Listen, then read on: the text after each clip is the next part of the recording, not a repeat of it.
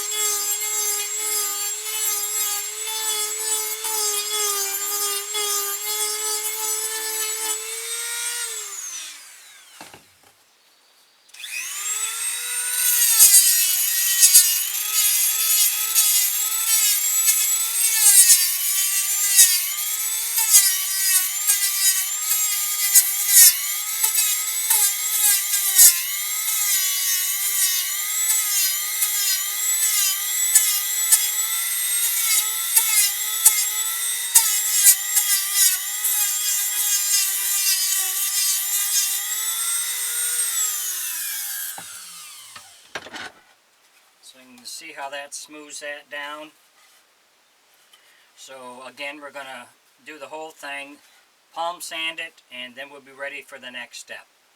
If you enjoy my videos, please like and subscribe on my YouTube page. I'd appreciate it.